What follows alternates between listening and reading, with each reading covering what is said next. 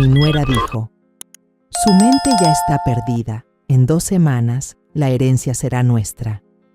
Pero después de 30 años como abogada, sabía exactamente qué hacer. 2 semanas después, ella descubrió lo aguda que sigue siendo mi mente. Me alegra que estén aquí. Quédate hasta el final y dime desde qué ciudad ves mi historia. Quiero saber hasta dónde ha llegado.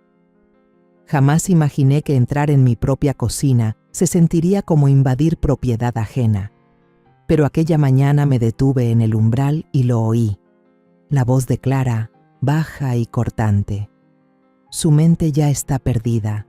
Dale un par de semanas y la herencia será nuestra. Mis rodillas no cedieron, ni se me revolvió el estómago. Al contrario, una claridad escalofriante me inundó, fría y controlada, y cada instinto afinado durante 30 años de abogada litigante entró en acción. Lo dijo con una naturalidad terrible, en mi casa, como si yo no estuviera a unos pasos, como si aún no respirara bajo este techo, bebiendo agua de la llave y lavando platos en ese fregadero. Y mi hijo, mi único hijo, el muchacho al que crié entre desvelos y expedientes, se rió y soltó: «Solo manténla lejos del teléfono hasta entonces. Ya casi queda todo, casi». Retrocedí del marco de la puerta como si fuera un precipicio. Mi respiración se mantuvo pareja, mi pulso no. Pasé frente al espejo del pasillo y me vi con la barbilla erguida, los labios tensos, los ojos vidriosos pero alertas. No lloré. Ese fue el instante en que todo cambió. No cuando Clara se mudó, ni cuando insistieron en que necesitaba reposo, ni siquiera cuando se adueñaron de las contraseñas del banco con el pretexto de ayudar. No, fue aquel susurro, helado, impaciente y definitivo. Se suponía que yo ya fuera un fantasma, algo sobre lo cual pudieran conversar, ningunear y desvanecer, una mujer inofensiva, confundida, con recuerdos borrosos y llaves extraviadas. Pero yo no era nada de eso. Me llamo Elena Graciela Villalobos y redacté mi primer poder notarial a los 28. Litigué mi primer caso de herencia antes de tener hipoteca. Conozco la forma del fraude, el olor de la coerción, la puntuación exacta de la traición. Ellos lo olvidaron, o tal vez nunca lo respetaron. Esperé hasta oír que se movían a la sala, hasta que la voz almibarada de Clara canturreó sobre tés de hierbas y mi hijo soltó carcajadas sobre la bolsa de valores. Entonces entré a la cocina, serena, neutral, como si solo bajara por azúcar. «Buenos días», dije. Clara casi dejó caer su taza. Mi hijo sonrió demasiado amplio. «Mamá, despertaste temprano». «Tuve un sueño», respondí. Pensé aprovechar el tiempo extra. Las mentiras se deslizaron de mi boca como seda. Eso pasa con quienes creen que estás rota. No se dan cuenta cuando empiezas a repararte. Abrí el cajón debajo de la tostadora, saqué mi cuaderno negro, el que pensaban olvidado, y empecé a anotar fecha, hora, sus gestos, qué tan cerca estaban de mi cargador. Clara me miraba con una sonrisa apretada. «Te ves cansada, Elena. Tal vez deberías descansar más». Le devolví la sonrisa con la mirada muerta. «Quizá luego». Me tocó el brazo, demasiado fuerte. «Solo queremos que estés bien». «Lo estoy». Volví a mentir sin esfuerzo. Mejor que en semanas, porque ya tenía un plan, y ellos no imaginaban que la mujer que intentaban borrar acababa de enfocar de nuevo. Más tarde, esa misma mañana, me senté en el patio con una taza de té tibio, contemplando el jardín que una vez construí florecer sin mí. La glicinia había invadido el emparrado y la fuente necesitaba limpieza. Las manos me ardían por arreglarlo, pero me quedé quieta, observando, esperando. Desde la ventana de la cocina pude escuchar la risa de Clara, demasiado estridente, demasiado fingido, y mi hijo Esteban se les unió, riéndose como si nada estuviera mal, como si sus mentiras no acabaran de arrancar el último pedazo de paz que me quedaba. Salieron con platos de brunch como si fuéramos una familia feliz y ejemplar. Clara me puso una manta sobre las piernas sin siquiera preguntar. Esteban se inclinó para besarme la frente. «¿Cómo está mi niña hoy?», preguntó, como si tuviera 5 años, como si no fuera yo quien pagó su escuela de leyes cuando se le acabaron las becas. Como si no hubiera sido yo la que se desvelaba cada noche cuando él tenía 6 y estaba en su último año, investigando opciones de tratamiento mientras su esposa andaba bebiendo con sus colegas. «Estoy bien», respondí en voz baja. Clara se sentó a mi lado con su plato de arúgula y claras de huevo. Cruzó las piernas como si se acomodara para ver una función. «¿Sabes?», canturreó, «el doctor. Herrera dijo que tendrías días buenos como este. La lucidez va y viene». Lucidez. Casi me reí. Esa palabra. Esa era su arma ahora, grande, clínica, cargada de implicaciones.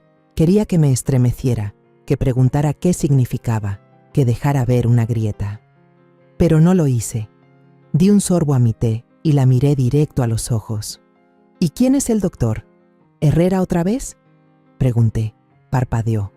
«Tu neurólogo». «Qué curioso», respondí con voz serena. No recuerdo haber dado consentimiento para ningún examen, y menos con alguien llamado Herrera. Esteban carraspeó, moviéndose incómodo en su silla. «Solo pensamos que sería bueno tener una segunda opinión. Después del derrame, las cosas han cambiado». «¿Cambiado?», repetí. Dejé que la palabra flotara en el aire como leche echada a perder. Clara retomó donde él se quedó. «Solo pensamos en lo mejor para ti, Elena. Sabes que no es fácil para las familias cuando la salud se deteriora». Ahí estaba, enmarcado como preocupación, envuelto en lástima, rematado con derecho. Yo ya había visto esta obra antes. Había visto a familias usar empatía fingida para sacar del juego a las matriarcas, manipulando cronologías y, entre comillas, intenciones para redibujar legados completos. Nunca imaginé que la mía haría lo mismo.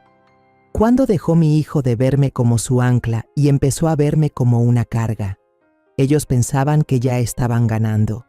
Lo veía en la forma en que Clara levantaba apenas el mentón al mencionar los estados de cuenta, en la risa suave de Esteban cuando preguntaba por correspondencia que no había visto en semanas. Pensaban que ya estaban a medio camino. «Gracias», dije en voz baja, sonriendo como una abuelita que no sabe nada. «Por cuidarme también». Clara sonrió orgullosa. Esteban parecía aliviado, y en ese momento me convertí en la sombra perfecta de sus expectativas. Dejé que creyeran que era blanda. Dejé que pensaran que era demasiado lenta para entender lo que pasaba. Dejé que siguieran su farsa una semana o 2 más, porque cuando regresara no vendría con preguntas. Vendría con hechos, declaraciones juradas, firmas, órdenes judiciales. Terminé mi té y me levanté despacio, con una mano apoyada en el respaldo de la silla para darle dramatismo. «Voy a recostarme», dije, y lo hice. Pero solo el tiempo suficiente para abrir el cajón de mi buró y sacar el viejo archivo marcado E.G. Villalobos, contingencia. Ellos querían que me fuera en 2 semanas. A mí me bastaban 10 días. Empecé a notarlo como un mes después del derrame, los cambios sutiles, cómo Clara empezaba a contestar el teléfono antes de que yo pudiera, cómo el correo llegaba ya abierto, acomodado en pilitas educadas al lado del frutero intacto. Ella lo llamaba ayudar, pero se sentía como administrar. Al principio pensé que estaba siendo paranoica, hasta que Esteban lo dijo en voz alta. «Deja que Clara maneje los pagos, mamá». Lo dijo mientras se sacudía migas del pantalón sin levantar casi la vista del teléfono. «Deberías estar descansando, relajándote». Yo apenas había preguntado por un documento fiscal, uno que debía haber llegado a mí, uno que nunca vi. El control se fue escurriendo de a cucharaditas. Un día desapareció mi chequera. Clara dijo que la había guardado en un lugar seguro. Mi iPad se bloqueó con una contraseña que no recordaba haber puesto. De pronto, Clara era la que confirmaba mis citas médicas. A mí solo me llevaban. Si intentaba tomar las riendas de mi propia vida, lo llamaban estrés. Si cuestionaba algún cambio, decían que estaba confundida. Si me defendía, entonces era que estaba alterada. Y todo eso lo anotaban. Clara empezó a llevar un supuesto diario de salud. La primera vez que lo encontré fue en el cajón de la cocina, escondido detrás de las tijeras, abierto, con notas en tinta roja, escritas con urgencia. Misma pregunta repetida 3 veces, posible pérdida de memoria, confusión sobre el horario de los medicamentos, observar de cerca, se mostró irritable durante el desayuno, considerar ajuste en estabilizadores de ánimo. Me quedé mirando esa letra durante largo rato. Luego cerré el diario y lo dejé exactamente donde estaba. Estaban armando un expediente, y se suponía que yo debía estar demasiado nublada para darme cuenta. Pero lo que no sabían era que yo ya había llevado casos de tutela legal con personas mayores. Había estado al lado de clientes a los que les arrebataron todo, con el pretexto de protegerlos. Las familias rara vez eran crueles a la vista. No, eran cuidadosas, hablaban suave, usaban la ley. Sonreían mientras firmaban los papeles que te quitaban tus derechos. Te besaban la frente y lo llamaban amor. Clara no era distinta, no gritaba, susurraba, no imponía, aconsejaba. Construyó a mi alrededor un muro de cortesía tan alto que ni siquiera Esteban notó que era una jaula. Y Esteban, ay Esteban, antes pensaba que su peor defecto era la cobardía, pero ahora veía algo peor, la complacencia.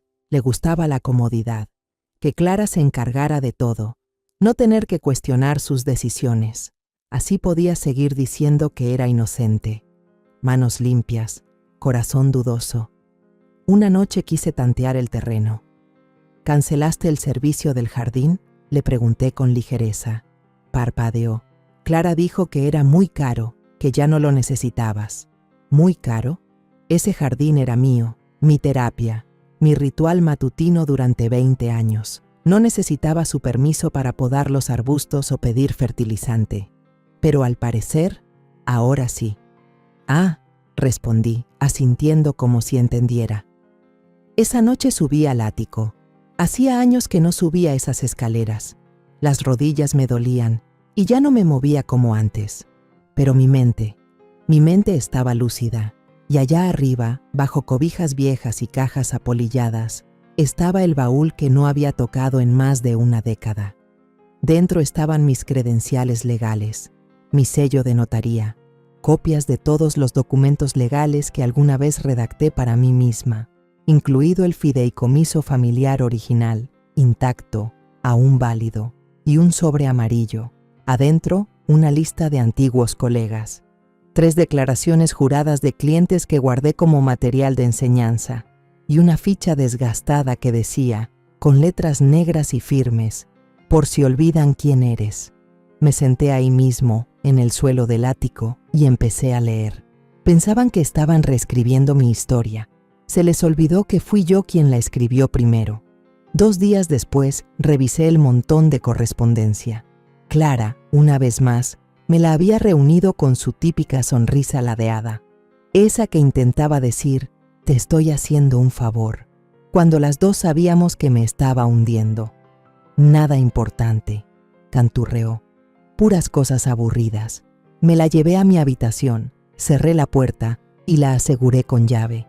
Eso era nuevo. Nunca había cerrado con llave en mi propia casa, pero ahora cada puerta se sentía como una última defensa. Entre ofertas de tarjetas de crédito y papeles de seguros, ahí estaba. Un sobre color crema con la dirección de remitente en dorado relieve del bufete que usé para mi testamento antes de jubilarme. Dentro había una carta de confirmación de un notario que no reconocía y grapada en la parte de atrás, una copia del fideicomiso actualizado. El papel crujió al desplegarlo. Mi nombre seguía ahí, pero en pasado. Ahora el fideicomisario era Esteban Villalobos, con Clara Villalobos como sucesora. Mi antiguo título, constituyente y fideicomisaria original estaba tachado y anotado con una fecha que caía 3 semanas después de mi derrame. Me quedé mirando la firma al pie del documento. Elena Graciela Villalobos. Parecía mía, casi perfecta. Los bucles estaban bien. La cola de la W bajaba exactamente como yo la hacía, pero la presión era demasiado ligera. Mi G siempre fue más redonda. Quien lo hizo era bueno, muy bueno, pero no lo suficiente, porque conocía esa firma como conozco mi propio reflejo. Y esto era una imitación. Pasé décadas redactando documentos, revisando contratos, detectando inconsistencias que otros pasaban por alto. Esto, trabajo amateur envuelto en falsa seguridad. Di vuelta a la hoja. Un sello notarial. Nuevo, con fecha, oficial. No conocía a ese notario. Pero Clara sí. Vi su tarjeta en la cocina el mes pasado, y ella lo desestimó con un solo firmó unos papeles de tarjetas para Esteban. Mentirosa. Puse el documento plano sobre la cama y lo observé hasta que los bordes se desdibujaron. Esto no era solo manipulación, era fraude. Y no un fraude cualquiera. Fraude testamentario. Uso indebido de identidad. Posiblemente incluso abuso financiero hacia un adulto mayor, si ya habían usado esta versión para mover activos. Y pensaron que no me daría cuenta, que andaría arrastrando las pantuflas mientras destrozaban mi legado. Me temblaban las manos, no de miedo, sino de rabia, no por lo que hicieron, sino por lo poco que pensaron de mí al hacerlo. Cuando Clara tocó mi puerta más tarde, preguntando si necesitaba ayuda con la cena, no levanté la vista de lo que escribía. No, respondí con suavidad. Estoy trabajando en algo. Ella se quedó un momento. ¿Segura? Te ves cansada. Giré apenas, dejando que un leve filo se colara en mi voz. Qué curioso, Clara. Justo pensaba en lo claro que veo todo últimamente. La escuché alejarse por el pasillo, y cuando se fue, tomé el sobre de seguridad que había etiquetado años atrás. En caso de fraude, acción legal.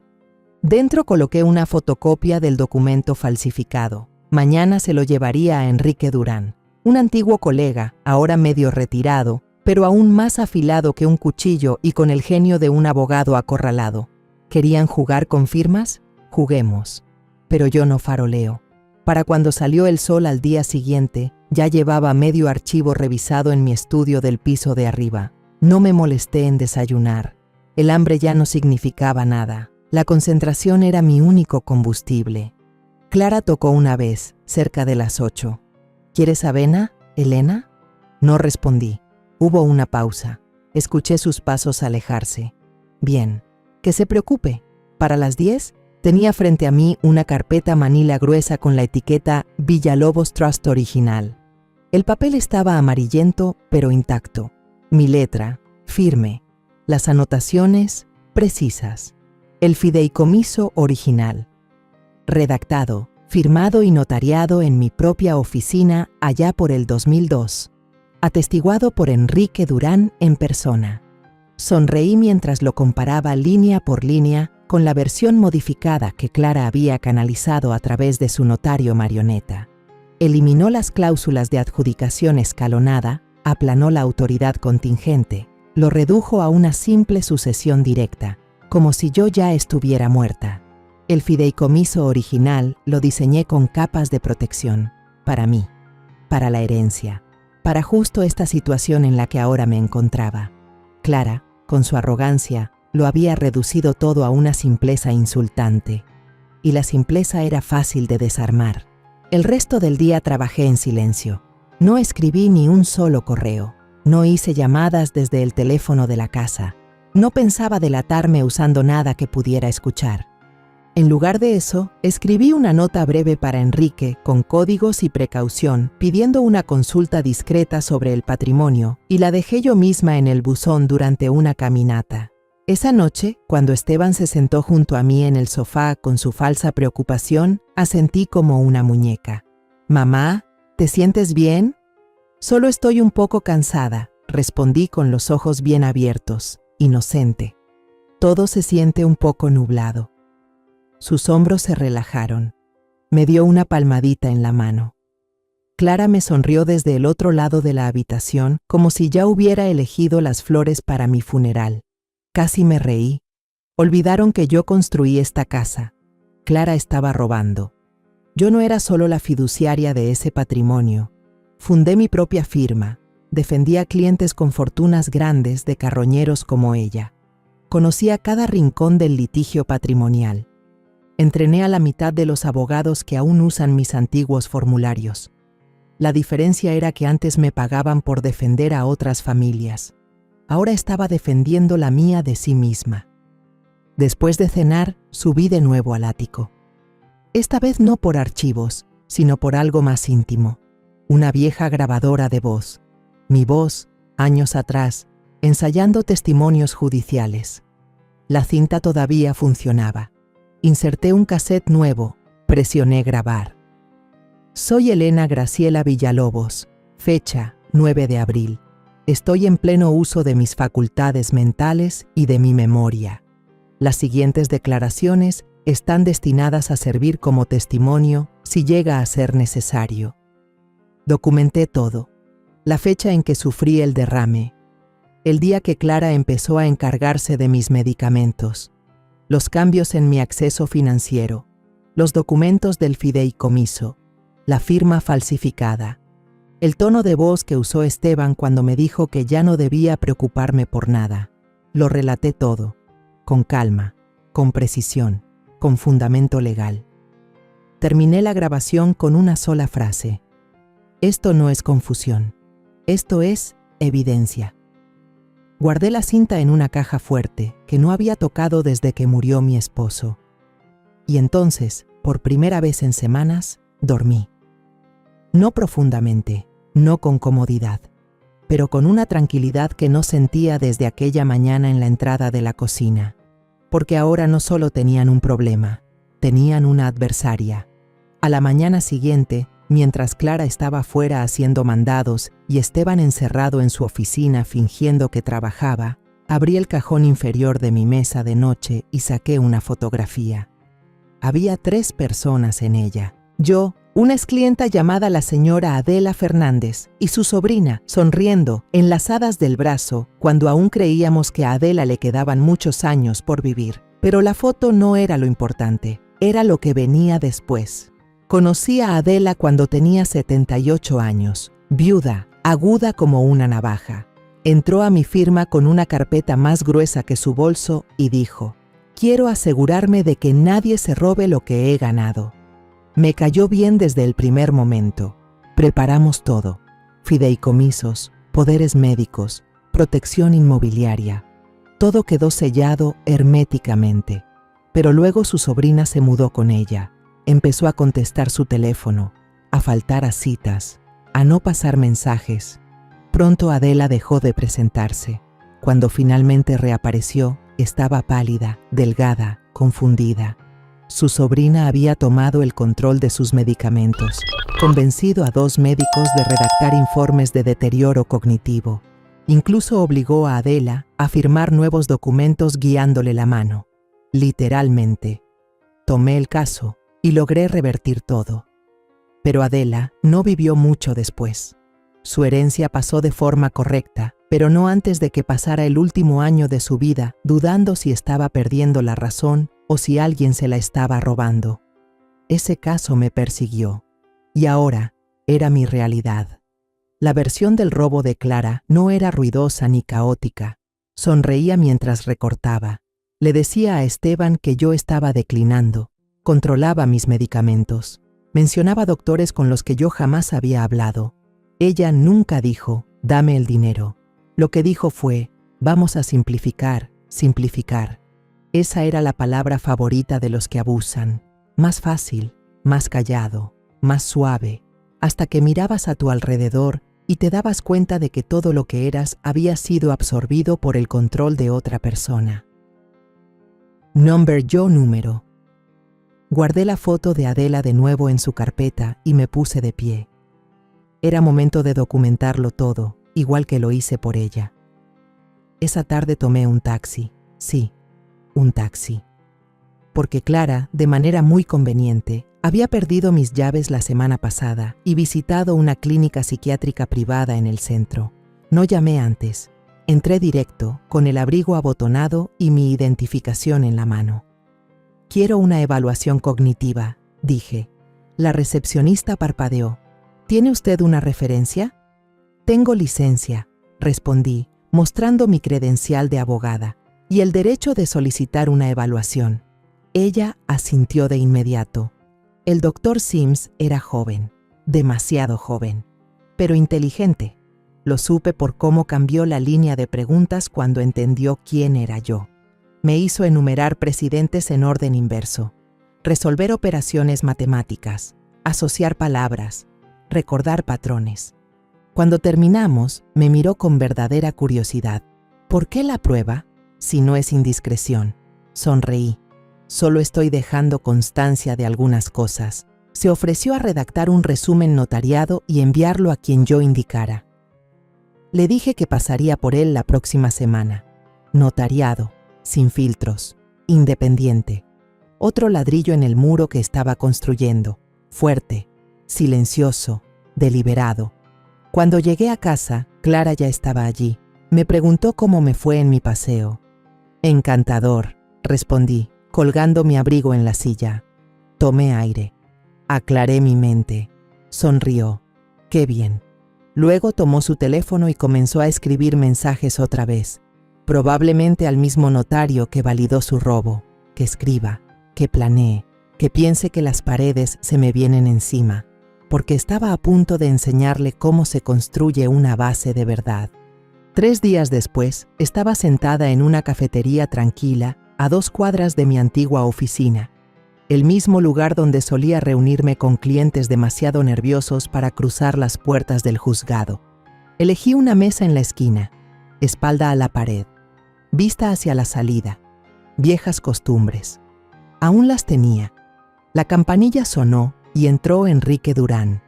El mismo gabán, la misma leve cojera de la lesión de tenis que nunca dejó sanar. Pero su mente seguía siendo un bisturí. Me miró, ladeó la cabeza. «Te ves fatal». Sonreí. «Deberías ver al otro». No perdimos tiempo. Le entregué la carpeta, el fideicomiso falsificado, la evaluación psiquiátrica, la declaración jurada grabada y mis documentos originales del patrimonio. Los hojeó en silencio, asintiendo una vez, luego otra. Igual que en los juicios, cuando ya sabía cómo iba a terminar todo, pero dejaba que la parte contraria cavara su propia tumba. «Clara es buena», dijo al fin, «pero no lo suficiente. Esto es torpe, apresurado, codicioso». «Ella cree que le queda poco tiempo», dije. «Están empujando con prisa. Les doy menos de 2 semanas antes de que intenten solicitar control total ante el tribunal». Él levantó la mirada de golpe. «Entonces actuamos más rápido». Enrique no preguntó si quería continuar. Él ya lo sabía. Sacó una libreta y escribió una lista de los siguientes pasos. «Primero», dijo, «presentamos una solicitud para que el tribunal designe un tutor ad litem, independiente, neutral, con autoridad total para investigar. Hablarán contigo, revisarán los documentos del fideicomiso y, con tu evaluación, olerán el fraude. Segundo, aseguramos los activos del fideicomiso, los congelamos temporalmente hasta que termine la revisión. Presentaré la solicitud bajo seudónimo, por si Clara está vigilando el calendario judicial». Y por fin me miró, y por primera vez en años, lo vi, ese fuego. Montamos una trampa. Me acerqué, ya iba a mitad de camino. Hay una cámara escondida en el reloj de la repisa. Ella ya había hablado de más. Él sonrió. «Dios, extrañaba trabajar contigo». Sujeté mi té con los dedos firmes. «Entonces no lo pienses como trabajo. Piensa que estamos limpiando». Enrique se levantó. «Dame 2 días. Vamos a necesitar transcripciones notarizadas, copias de tu identificación, el informe psicológico y el audio. Tendrás el número oficial del caso para el viernes. Y Clara, Su voz era fría, precisa. No lo verá venir. Nos despedimos sin sentimentalismos, sin abrazos, sin drama. Solo un acuerdo silencioso. Ella había construido un caso contra una mujer que pensaba perdida, pero yo acababa de reclutar al hombre que me ayudó a construir mi imperio. Al llegar a casa, Clara estaba acomodando flores frescas en el pasillo. Su nueva obsesión, ahora que creía que esta casa le pertenecía. Sonrió al verme entrar. ¿La pasaste bien allá afuera? Asentí. Me topé con un viejo amigo. «Qué lindo», dijo Cantarina. «¿Alguien que conozca?» Le sonreí de vuelta, despacio, con intención. Digamos que él sí se acuerda de quién soy.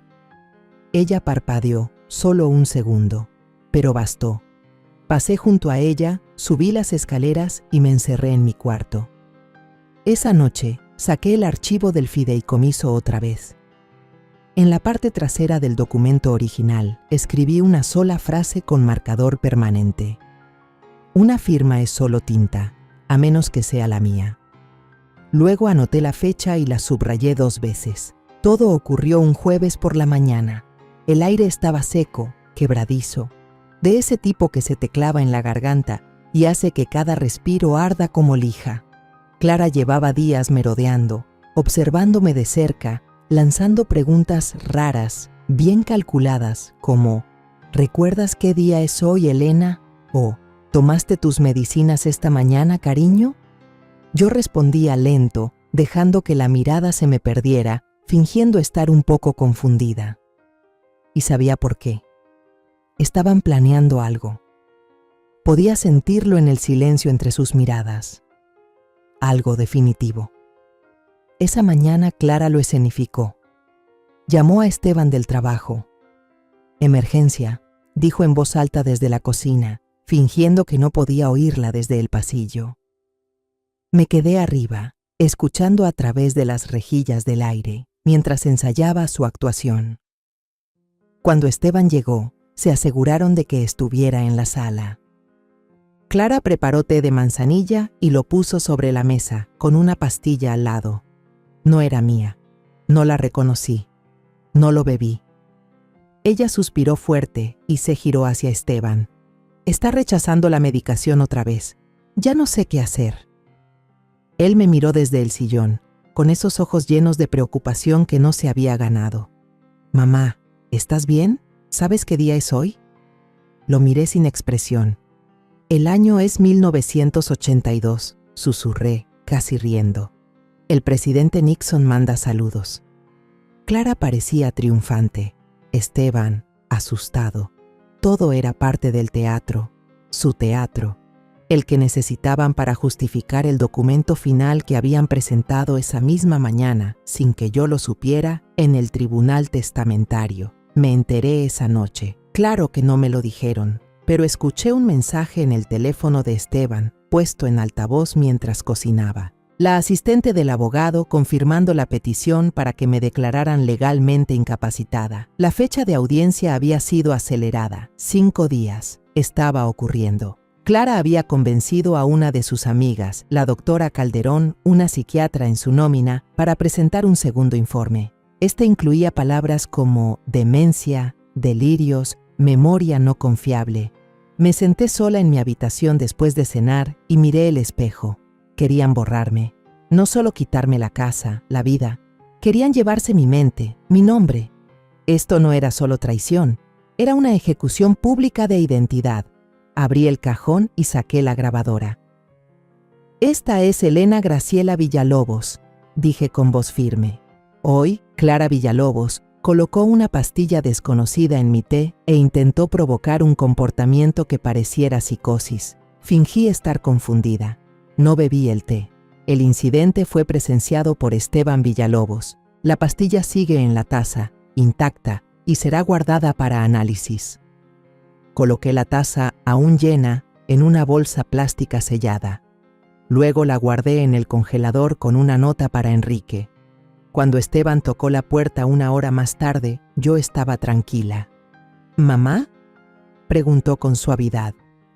«Clara y yo tenemos cita mañana con el doctor Calderón. Tal vez él tenga algunas sugerencias sobre tu cuidado en adelante. Qué lindo, respondí con una sonrisa. Que crean que estaba funcionando, que pensaran que me estaba desmoronando, porque cuando esa solicitud llegara al escritorio del juez, no serían sus palabras las que importarían. Sería el video, la grabación, el informe forense, las evaluaciones notariadas. Pasé los siguientes 2 días fingiendo olvidar. Dejé que se me quemara la avena. Llamé al perro con el nombre de mi piano de la infancia. Me quedé mirando la televisión cuando ni siquiera estaba encendida, y ellos se lo creyeron. Clara se paseaba por la casa con un entusiasmo enfermo. Chasqueaba la lengua y susurraba cosas como «pobrecita», lo bastante fuerte para que yo escuchara. Esteban no dejaba de frotarse la nuca y mirar hacia otro lado. No quería saber hasta dónde había llegado esto. Solo quería que terminara. Así que les dejé pensar que sí, que todo terminaría. Pero detrás de todo, mis manos ya estaban en movimiento. Usé una vieja laptop que ellos no sabían que guardaba cargada en el mueble de costura, sin apps, sin historial, sin cuentas sincronizadas. Envié un mensaje a través de un portal encriptado a Enrique. Proceder con el trámite, usar alias, todo el material listo para recoger, plazo, 4 días. Luego di el segundo paso. Me comuniqué con mi ex socia del bufete, no desde mi celular, sino desde el teléfono público frente a la farmacia, 3 cuadras más allá. Le dije solo lo necesario, que necesitaba que se asignara un tutor ad litem de inmediato bajo una petición anónima. No hizo preguntas, me debía demasiado. Esa noche planté la semilla. Durante la cena, me giré hacia Clara y pregunté, ¿tú crees que Esteban va a estar bien cuando yo ya no esté? Parpadeó. ¿Irte a dónde? Oh, sonreí con suavidad. Solo siento que algo se acerca, como si todo se adelgazara, como si el mundo me estuviera envolviendo. Sus ojos brillaron, codiciosos. ¿Y desde cuándo sientes eso? Desde que comenzaron los dolores de cabeza. ¿Recuerdas los dolores de cabeza, verdad? Vi cómo le cambiaban las pupilas. Jamás me había quejado de dolores de cabeza. No cayó en el anzuelo, pero la angustia ya le subía por la garganta. Esteban me miraba con una culpa que no sabía esconder. «Vamos a ayudarte, mamá», asentí dulcemente. Lo sé, siempre lo hacen. Más tarde esa noche, escuché la pelea en susurros detrás de la puerta del cuarto de huéspedes. «Se está yendo», siseó Clara. «Tenemos que actuar ya». «Sigue siendo mi madre», murmuró Esteban. «Entonces, deja que muera con dignidad y sin arrastrarnos a un infierno legal», soltó Clara. Apoyé la cabeza contra la pared y escuché el sonido de mi hijo tragándose la vergüenza. A la mañana siguiente llegó la carta, entregada en mano, certificada, inconfundible, una fecha de audiencia, tutela legal, 5 días. Les dejé que me lo contaran. Dejé que Clara sostuviera el sobre como si se tratara de un anuncio trágico de la reina. Dijo en voz baja, «Es solo un trámite, Elena, solo para protegerte. No tengas miedo». Parpadeé lentamente, con los ojos lo bastante húmedos para que se relajara. Esa tarde, mientras ellos estaban en su cita, Enrique llegó en un sedán sin distintivos. Nos encontramos en el garaje, abrió su portafolio y me mostró lo que habíamos armado. La oposición formal con evaluación psiquiátrica adjunta, pruebas de audio, declaración cronológica jurada y video de cámara oculta. Clara murmurando. No va a durar ni un mes mientras se acomodaba la blusa frente a mi espejo. «Esto», dijo Enrique, «es un clavo en su ataúd. ¿Lista?» Asentí. «Que construyan la horca. Yo llevaré la cuerda». Sonrió, luego me entregó la última pieza. Una carta notariada declarando que estoy plenamente competente y solicitando una investigación inmediata por fraude a persona mayor. Cuando Clara regresó, yo estaba viendo Jeopardy y tomando té que yo misma había preparado. No dormí esa noche, no por preocupación, sino porque estaba escribiendo. 14 páginas. cada línea tallada con esa claridad que no se puede fingir, la clase de claridad que solo se gana al haber sido enterrada viva y abrirse paso con las manos desnudas. Me senté en mi viejo escritorio, ese que arrinconaron como si fuera una reliquia de museo. La lámpara zumbaba con un murmullo bajo y el aire olía a polvo y a una rabia contenida. La declaración jurada comenzaba con la verdad. Yo, Elena Graciela Villalobos, en pleno uso de mis facultades mentales, presento este testimonio personal en respuesta a la petición que alega mi incapacidad mental. Después venía todo lo demás, detallado, con fechas, desenredado. Describí el derrame cerebral, la recuperación y la repentina avalancha de ayuda por parte de Clara. Cómo se encargó de mis medicinas, cómo interceptó mi correspondencia, desvió mis llamadas, cómo usó palabras como seguridad y simplificar para construir a mi alrededor un muro que ni siquiera Esteban supo ver. Escribí sobre el fideicomiso falsificado, la caligrafía que imitaba la mía, pero no lograba captar su peso real, la forma en que la G de Graciela se curvaba antes de tiempo, el notario cuyo sello fue comprado, no ganado. Incluí un índice completo de hechos. El día que se apoderaron del talonario, la mañana en que puso una pastilla no recetada en mi té, el momento en que susurró 2 semanas en mi cocina, cada afirmación respaldada por grabaciones, videos, testimonios presenciales, mi evaluación psiquiátrica, las notas del tutor legal. No escribí con emoción, escribí con la ley, pero en el último párrafo me permití una verdad personal. Una vez fui la albacea de esta familia, después me convertí en su fantasma. Ellos creyeron que mi silencio era rendición, pero yo no estaba perdida. Estaba observando, documentando, preparándome. Y ahora le pedí al tribunal que hiciera lo que yo no podía mientras seguía atada por la cortesía, que eliminara la amenaza desde dentro de mi propio hogar. Lo imprimí en papel de lino, lo firmé con una pluma que no había tocado en años, la de mi padre, la que me regaló cuando pasé el examen de abogacía. Mi mano no tembló ni una vez. Cuando Enrique vino a recogerlo en la mañana, se quedó un largo rato leyendo el último párrafo. Luego me miró y dijo: «Aún tienes fuego dentro, Elena». «No», corregí, «lo que tengo es precisión». Sonrió. «Audiencia en 2 días». Asentí. «No los desperdiciemos». A la mañana siguiente, Clara preguntó si quería revisar mis medicamentos con ella. Sonreí, dulce como siempre. «Claro». Los colocó sobre la mesa. 3 pastillas que no reconocía. «¿Y esta cuál es?», pregunté. Ella dudó, apenas un segundo. «Ah, solo un sedante leve». Indicación del doctor, asentí, y con cuidado le devolví las pastillas. «Tómala tú entonces. Vamos a ver qué tan leve se siente». Me miró fijamente. Algo en sus ojos titiló. ¿Pánico, quizá? ¿O darse cuenta? No parpadeé. Ese día le escribió a Esteban más de lo habitual. El teléfono casi no se despegó de su mano. Murmuraba en el patio mientras fingía regar unas plantas que no había tocado en semanas. Podía sentir el cambio. Siempre lo sienten. Justo antes de la caída, creen tener todos los hilos en la mano, hasta que se dan cuenta de que cuelgan de ellos. Y yo solo tiré lo suficiente para apretar el nudo. Los invité a cenar un domingo. Clara se iluminó como si le hubiera ofrecido un premio. «Es una idea maravillosa, Elena», dijo. «Será lindo hacer algo juntos antes de la audiencia». Exactamente, antes de la audiencia.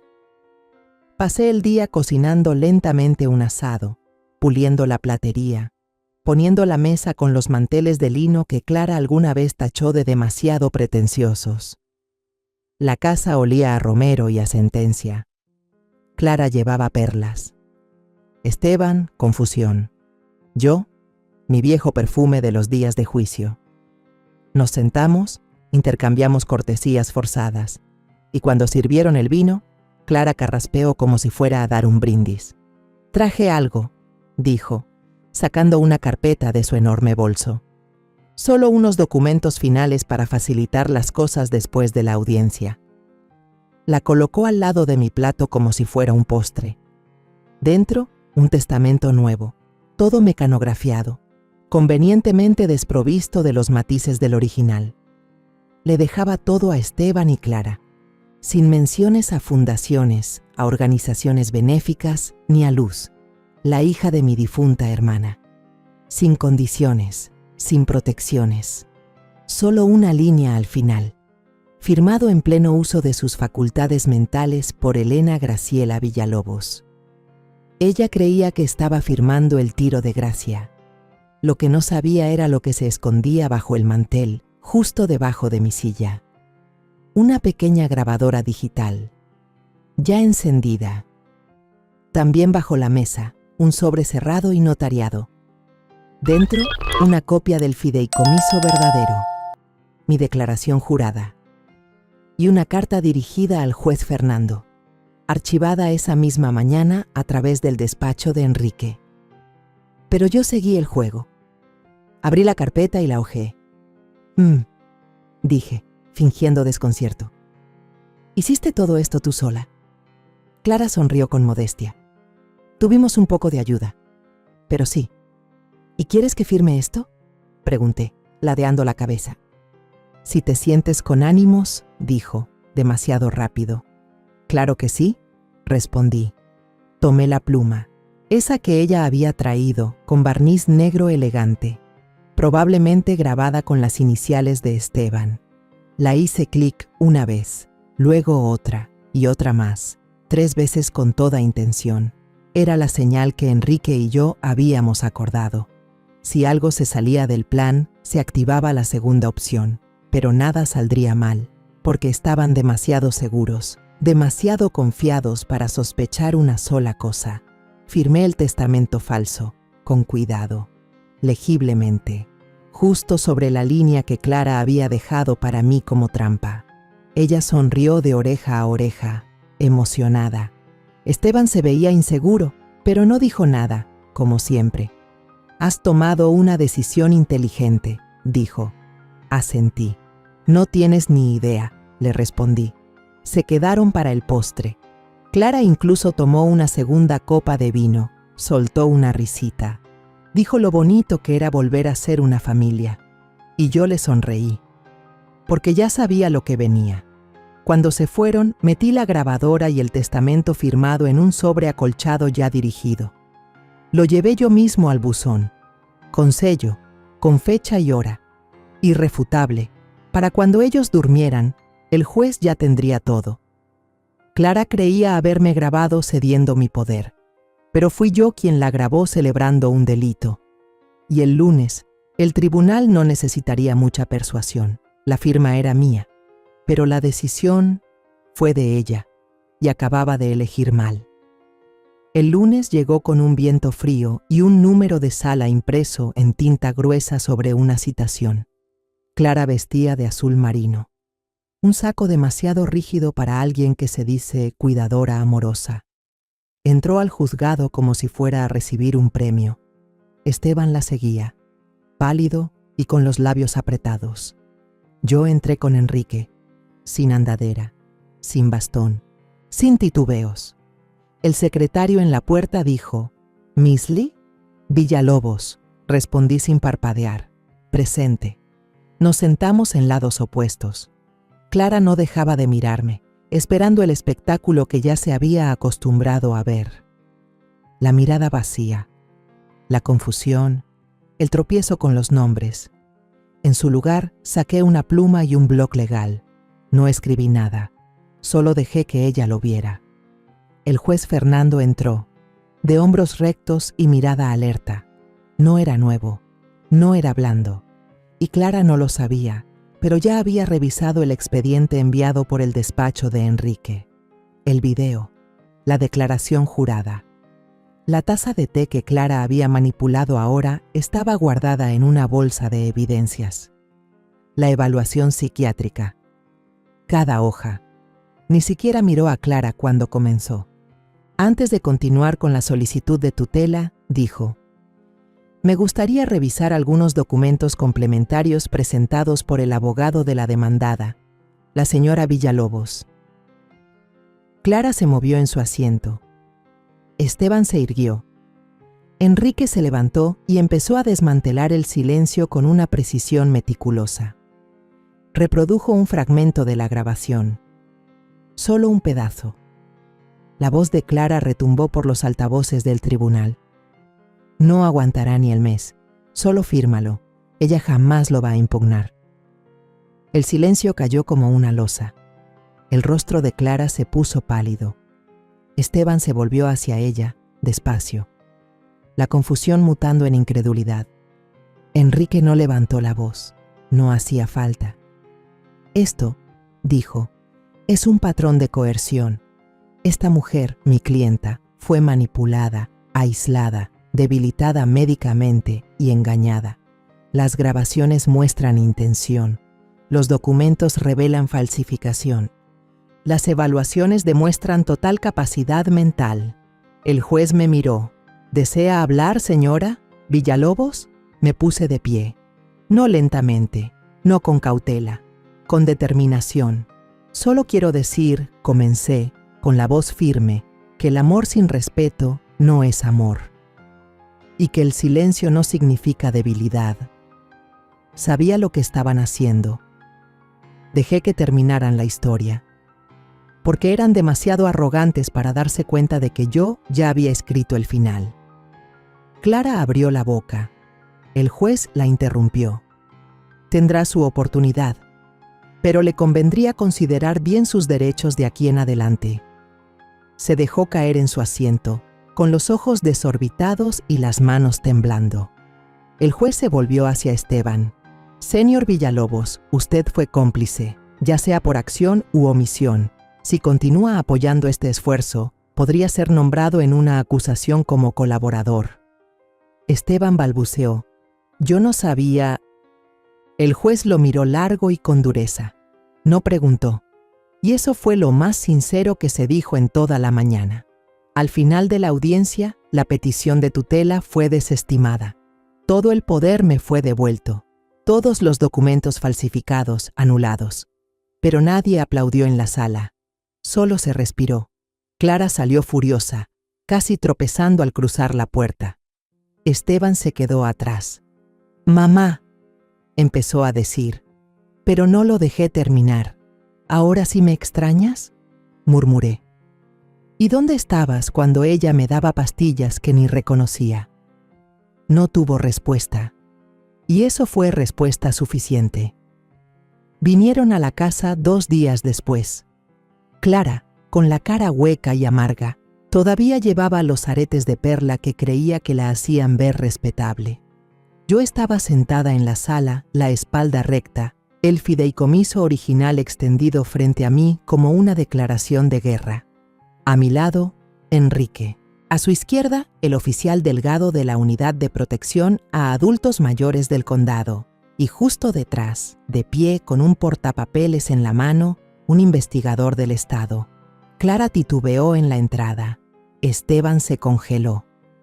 «Esto es acoso», soltó Clara con la voz quebrada. «No», dije, sin levantarme. «Esto es la consecuencia». Enrique se levantó.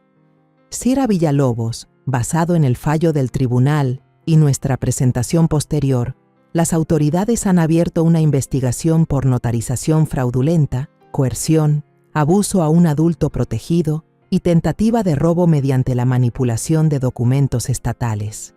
Clara abrió la boca, pero no salió ningún sonido. El oficial Delgado dio un paso adelante. Clara Villalobos queda arrestada por fraude financiero, manipulación de testamento y poner en peligro a un adulto bajo protección. En el momento en que le pusieron las esposas detrás de la espalda, no sentía alegría, solo justicia. Mientras la sacaban, se volvió hacia Esteban, los ojos abiertos de par en par, incrédula. «Haz algo». Pero Esteban solo se quedó ahí, inmóvil. Me miró, pero esta vez de verdad me miró, como si por fin después de meses viera a la persona que siempre estuvo enfrente. «Mamá, esperé. ¿Por qué no me lo dijiste?», susurró. «Pudimos haberlo hablado». Mi voz salió baja, firme. No se habla con alguien a quien uno ya dio por perdido. Solo se le habla encima. Tragó saliva con dificultad. No lo sabía. Pero te gustaba no saberlo. Lo interrumpí. Te convenía. Mientras fuera ella quien tomara las decisiones, tú no tenías que ser el villano. Bajó la mirada a sus zapatos y por primera vez no dijo nada. El oficial con la tabla me entregó una copia del informe. Número de caso, cargos, cronología. Clara probablemente enfrentaría varios cargos graves.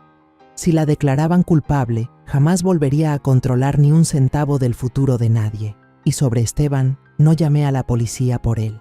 No fue necesario. Tendría que vivir sabiendo que estuvo ahí, en esa habitación, mientras casi borraban a su madre del mapa y no dijo una sola palabra. Cuando se fueron, la casa volvió a quedarse en silencio, no vacía, solo, limpia. Caminé hacia la chimenea, tomé el Nuevo Testamento.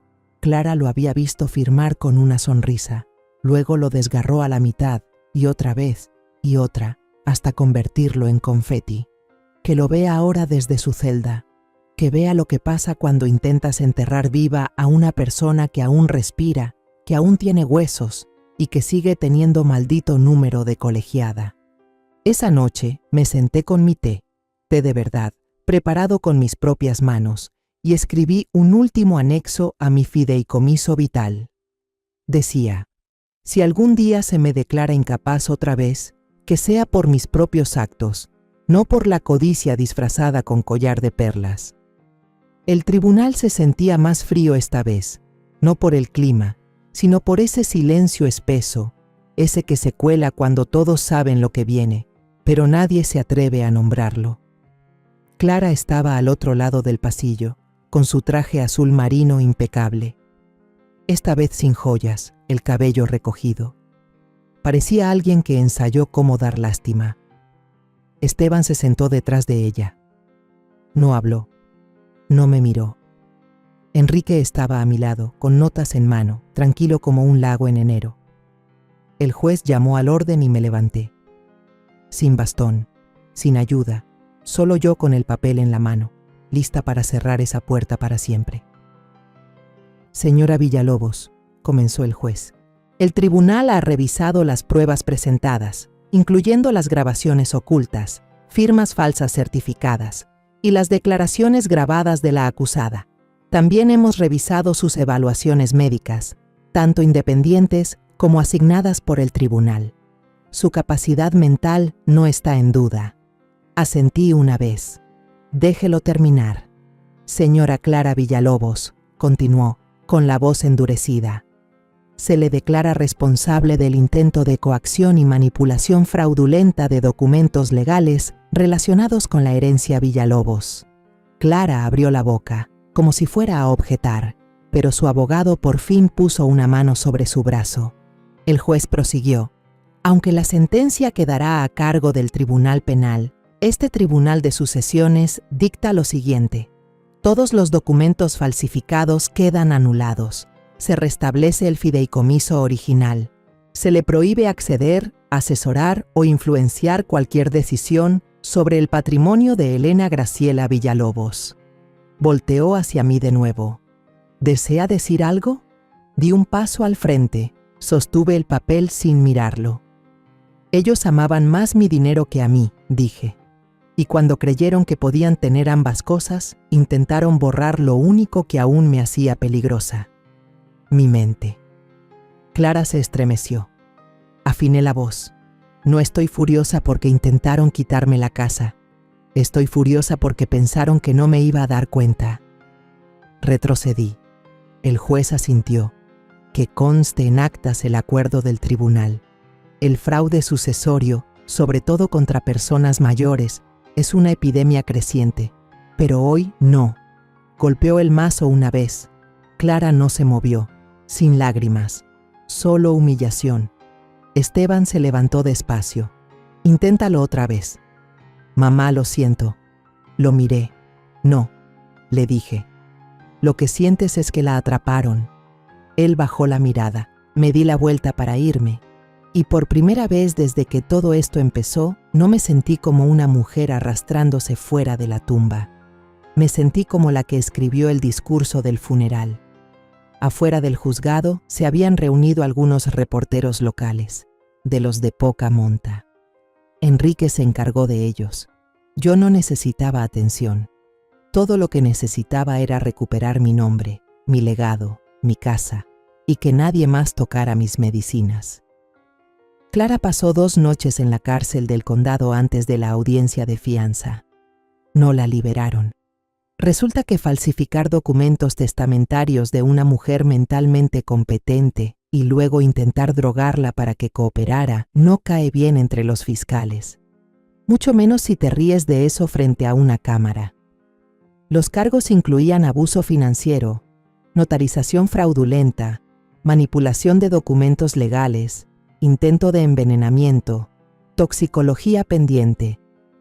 Su abogado trató de negociar, alegó estrés emocional y agotamiento como cuidadora. Pero la fiscalía ni se inmutó.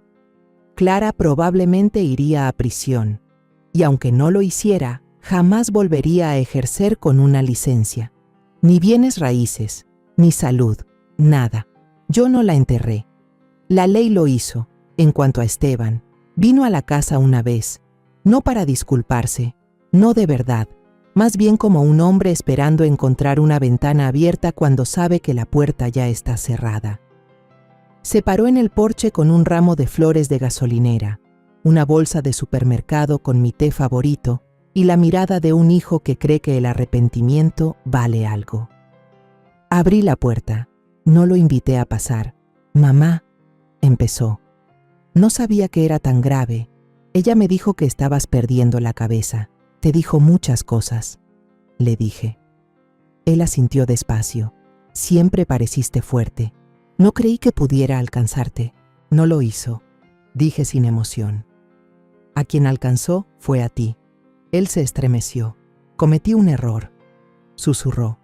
Lo miré largo rato y al fin le dije, los errores se cometen cuando uno tropieza. Tú ayudaste a empujar. Él no dijo nada. Tras un largo silencio, extendió la bolsa. Te traje tu té de limón. Negué con la cabeza. La última vez que alguien me preparó té en esta casa, estuve a punto de perderlo todo. Él bajó la mano. Dejé que el silencio se hiciera grande. Y entonces dije, suave. Espero que hayas aprendido algo de todo esto, Esteban, pero lo harás en otro lugar. Cerré la puerta. No la azoté, pero quedó cerrada. Esa noche actualicé mi testamento. Eliminé por completo los nombres de Esteban y Clara.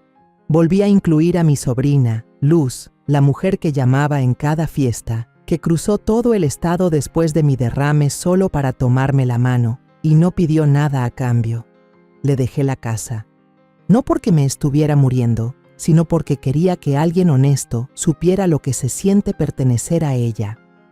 También contraté a una cuidadora de medio tiempo, no alguien que Clara recomendara, sino alguien que yo misma investigué, una enfermera jubilada llamada Josefina, que se reía como trueno y llevaba una navaja en el bolsillo. Me cayó bien de inmediato. Con Clara fuera y Esteban borrado de mis asuntos, la casa respiraba distinto, más cálida, más segura, más real. Volví a caminar, a cocinar para mí, incluso planté tomates detrás del cobertizo de herramientas. El mismo cobertizo donde Clara una vez me dijo, ni te molestes, se te van a olvidar ahí. Los regaba cada mañana, solo porque ella dijo que no lo haría. Contamos esta historia basada en hechos reales. Los nombres y lugares han sido cambiados para proteger la identidad de la persona involucrada. Es la historia de una madre que sacrificó toda su vida por sus hijos y nietos, y al final fue despreciada, utilizada y abandonada.